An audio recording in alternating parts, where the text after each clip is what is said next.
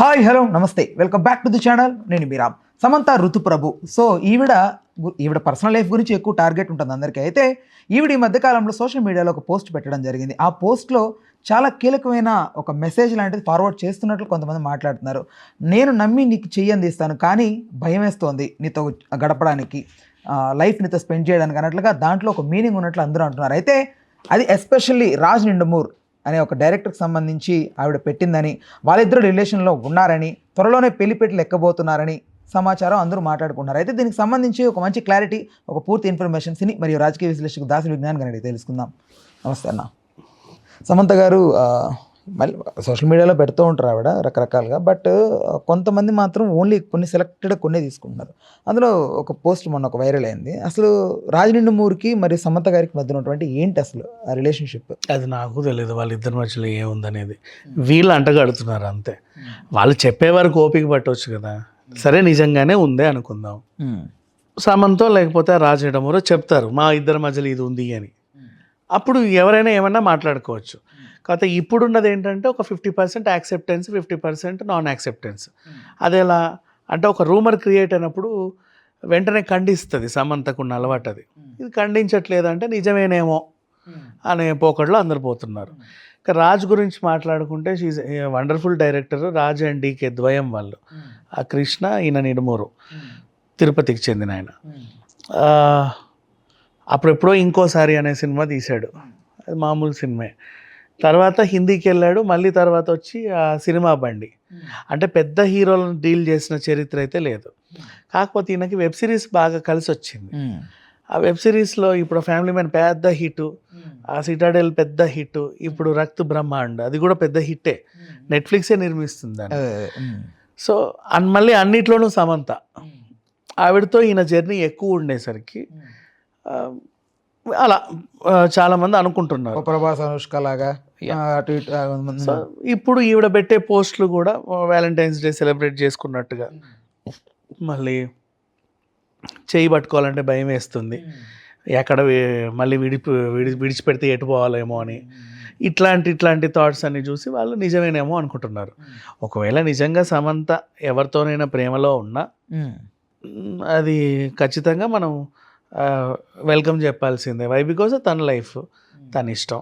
వాటికి ఎంత ఎటుగా ఇటు కాకుండా 35 పైనే ఉంటాయి ఇక సమంతక, ఆల్మోస్ట్ 6 మేబీ. ఏముంది, ఆవిడ జీవితం ఆవిడ ఇష్టం. నెక్స్ట్ ఇక రాజ్ అంటావా, ఈయనకు ఆల్రెడీ పెళ్ళయింది.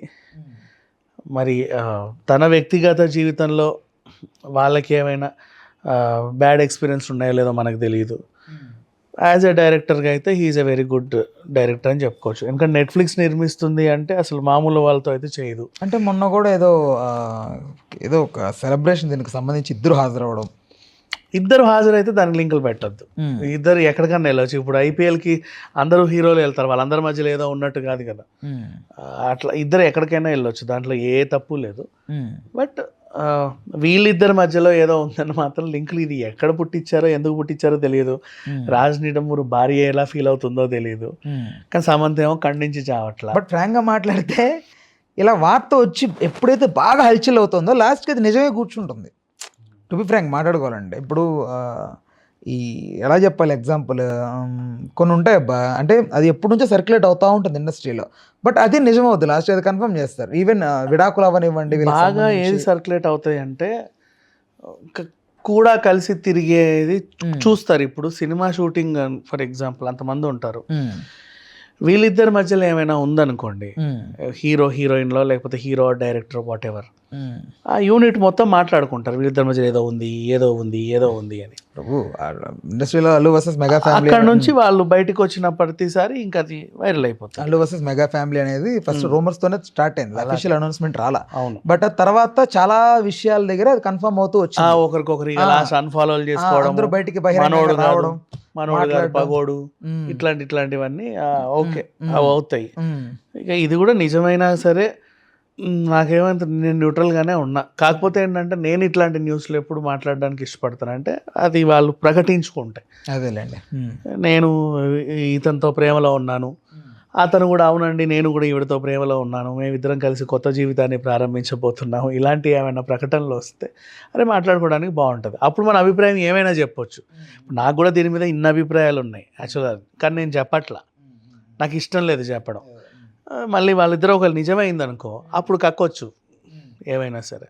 ఇప్పుడు వాళ్ళ వ్యక్తిగత జీవితం గురించి మనం ఏం మాట్లాడినా ఒక అలిగేషన్ పాస్ చేసినట్టు ఉంటుంది పర్సనల్ లైఫ్లో. సో అందుకని కొంచెం దూరంగా ఉంటాం. రైట్. ఇప్పుడు చాలామంది ఒకవేళ ఇది నిజమైతే సమంత గారిదే తప్పు అని అంటారు. అంటే నాగ చైతన్య మరియు విడిపోవడానికి సమంత చిచి ఆ సంబంధమే లేదు. ఎందుకంటే ఎప్పుడో పెట్టుకున్నారు వీళ్ళు పోస్టులు ఇద్దరు. మేము తోకలు కత్తిరింపు జరిగి కనీసం 10 ఏళ్ళు అయింది, పేరు వెనకాల తోకలు కత్తిరించుకొని 7 ఏళ్ళో 8 ఏళ్ళు అయింది, 6 ఏళ్ళు అయ్యి ఉండొచ్చు, చాలా 5 above years అయ్యింది. 2021 4 or 5 years అప్పుడే జరిగింది తోకలు కత్తిరింపు. 18లో పెళ్ళైంది, 21లో. ఆ తర్వాత తోకలు కత్తిరింపు తర్వాత ఫోటోలు డిలీషను, ఇంకా తర్వాత మేము విడిపోతున్నాము అని బహిరంగ ప్రకటన జరిగి చాలా రోజులు అయిపోయింది. సంబంధం లేదు యాక్చువల్గా, దాన్ని ఎవరు పట్టించుకోవాల్సిన అవసరం లేదు. ఇప్పుడు ఆయన పెళ్లి చేసుకున్నాడు, ఇద్దరు విడిపోయిన తర్వాత ఈవిడెందుకు పెళ్లి చేసుకోవద్దు? ఎవరి వ్యక్తిగత జీవితం వాళ్ళది కదా. అంటే ఇల్లీగల్గా అయితే వాళ్ళు ఎవరు చేయట్లా, అఫీషియల్గానే విడిపోయారు. మరి అఫీషియల్గా విడిపోయినప్పుడు అఫీషియల్గా ఇంకొకరి జీవితంలో ఆవిడ డేటింగ్ చేసినా చేయొచ్చు, కలిసి లివింగ్ రిలేషన్లోనూ ఉండొచ్చు, ఏం చేసినా తప్పులేదు. గతంలో తాలూకు తప్పులు రైట్లు మాత్రం వెతకాల్సిన పని లేదు. అంటే ఇప్పుడు నాగ చైతన్యాన్ని ఆవిడ ఎప్పుడు కూడా ఛాన్స్ దొరికినప్పుడు పోక్ చేస్తూ ఉంది చాలా షోస్లో, కొన్ని అక్కడ తెలుస్తుంది మనకు అది. బట్ ఇప్పుడు ఈవిడ ఇలాంటి చేయడం ఎవరైతే సమంత ఫ్యాన్స్ ఉంటారో వాళ్ళు ఖచ్చితంగా హట్ అవుతారు. అట్ ద సేమ్ టైం చేయి ఫ్యాన్స్ కూడా సమంత మీద కొంచెం. సమంత ఎప్పుడు ఎవరిని పోక్ చేయలేదు. నో, ఒకసారి ఏదో కరణ్ జోహార్ దాంట్లో ఏం పోక్ చేయలేదు. తన గురించి అడిగినప్పుడు తన గురించి తను చెప్పుకుంటే ఏది పాపం ఈ నిర్మాత నష్టపోయాడు అంటే మా గేమ్ చేంజర్ గురించి అన్నారు అని రామ్ చరణ్ ఫ్యాన్స్ అప్పట్లో కింద మీద పడి చచ్చిపోయినట్టు. ఇది కూడా అలాంటిదే. ఆవిడ్ని నీ లైఫ్ గురించి తను అడిగితే తన లైఫ్ గురించి తాను చెప్పుకుంది. తన జీవితంలో ఎవరైనా రావచ్చు, ఎవరైనా వెళ్ళొచ్చు. వాళ్ళని ఉద్దేశించి ఈవిడ అనడం కాదు, అడిగిన వాళ్ళకి ఆన్సర్ చెప్పింది అంతే. ఎప్పుడు సమంత ఇప్పటి వరకు కూడా ఎప్పుడు కూడా ఎవరిని పోక్ చేయాలి, ప్రత్యక్షంగా చేయాలి, పరోక్షంగా కూడా చేయాలి, చేసినట్లుగా వాళ్ళు రిసీవ్ చేసుకున్నారు అంతే, తను చేయాలి. సమంత కెరీర్ ఎలా ఉంది ఇప్పుడు? బాగానే ఉంది, బంగారంలో ఉంది. సమంతకి ఏమైంది?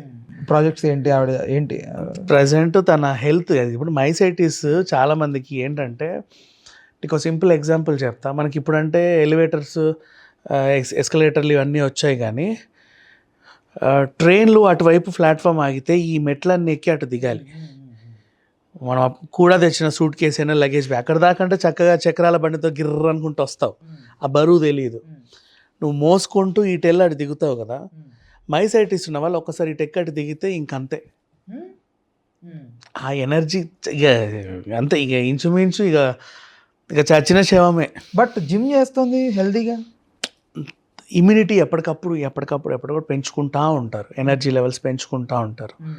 తినేస్తూ ఉంటుంది ఆయాసం, 2-4 మెట్లెక్కితే ఆయాసం, ఎక్కువ నడిస్తే ఆయాసం, అవన్నీ చూసుకుంటా రెగ్యులర్ యాక్టివిటీస్ చేయాలి. జిమ్ ఎందుకు చేస్తుందంటే చేయకపోతే మళ్ళీ ఒళ్ళు వచ్చేస్తుంది, ఇటు చేస్తేనేమో ఎనర్జీ అంతా అవుట్ అయిపోతుంది, చేయకపోతే ఒళ్ళు వచ్చేస్తుంది, ఇంకా హీరోయిన్గా పనికిరావనేస్తారు.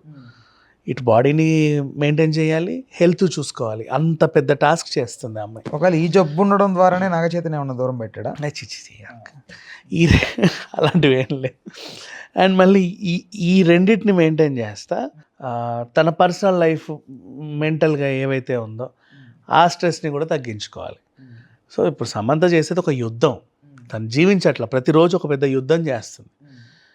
సో అట్లాంటి అమ్మాయిల పైన ఇట్లాంటి రూమర్స్ వస్తే నాలాంటి వాళ్ళకి ఎందుకో నచ్చవు అంతే. ఎందుకంటున్నానంటే ఆ మాట ఎందుకు దూరం పెట్టండి, ఆ డౌట్ బేసిక్గా ఉమెన్ పాపం ఏదైనా ప్రాబ్లంతో ఫేస్ చేస్తుంటే దగ్గర తీసుకునే వాళ్ళకంటే దూరం పెట్టేస్తే బాగుండు.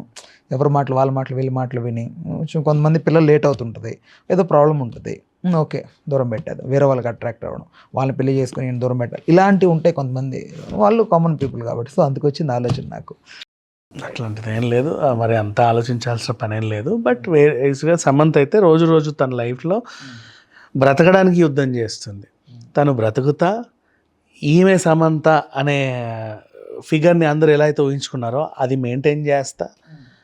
ఇప్పుడు అది మెయింటైన్ చేసినాక ఇంట్లో కూర్చోలేదు కదా, ఖచ్చితంగా సమంత మళ్ళీ కనబడాలి తెర మీదో లేకపోతే యాడ్స్లోనో ఎక్కడో దగ్గర వెబ్ సిరీస్లోనో, అవి చేస్తా. బట్ ఈ మధ్య లుక్స్ ఏంటో మరి ఘోరంగా సన్నగా అయిపోవడం, కొంచెం ఫేస్ ఇప్పటి వరకు మొన్నటి వరకు శోభిత గారిని కొంచెం ఏదో అటు ఇటు పోలుస్తూ అవతార్ దాంట్లో సీన్స్తో పోలుస్తూ ఇట్లా చేశారు కదా ట్రోల్. బట్ సమంత గారిని కూడా నియర్ అలాగే ఉంది, ట్రోల్ చేస్తున్నారు చాలామంది. మరి ఎందుకు అట్లా లుక్స్ చేంజ్ అయ్యాయి, ఏంటి రీజన్ అనేది తెలియాలి అసలు. ఇంటర్లో ఉన్న మొహమే పీజీలోనూ ఉండాలనుకోవడం మన మూర్ఖత్వం. ఏ మనిషి అయినా మార్పులు వస్తాయి, మనిషి అంటేనే మార్పులు వస్తాయి అంతే. నువ్వు ఒకసారి వాళ్ళని ఇలా ఊహించుకుంటే జీవితకాలం వాళ్ళు అలాగే చావాలి అనుకోవడం తప్పు. సమంత మనిషే కదా, ఆవిడేమి ఎక్కడి నుంచో రాలా, మనిషి. అండ్ తనేమి రోబో కూడా కాదు, నువ్వు ఎట్లా తిప్పితే అట్లా అందంగా తయారవడానికి. మనిషి తనకు కూడా కొన్ని వ్యక్తిగత ప్రాబ్లమ్స్ ఉన్నాయి, మెంటల్గా ప్రాబ్లమ్స్ ఉన్నాయి, ఫిజికల్గా ప్రాబ్లమ్స్ ఉన్నాయి. పైగా సినిమాలు చేస్తుంది, రోజంతా కష్టపడుతుంది. ఇట్లాంటి వాళ్ళకి ఎప్పుడు ఏదో మార్పులు అనేవి సహజం మనిషి మొహంలో. రైట్, ఓకేనా, thanks for the time, thanks for information. Please do subscribe to Telugu Rajyam channel. Please do subscribe to Telugu Rajyam channel. Please do subscribe to Telugu Rajyam channel. Hi అండి, నేను మీ ఆర్పీని, నెల్లూరు పెద్దారెడ్డి చేపల పులుసు ఓనర్ని. మీరు తెలుగు రాజ్యం అనే ఈ యూట్యూబ్ ఛానల్ సబ్స్క్రైబ్ చేసుకుని మంచి మంచి వీడియోలతో వస్తారు. Thank you so much. Hi people, I'm Sonakshi Verma and you please watch Telugu Rajyam and please subscribe to the channel.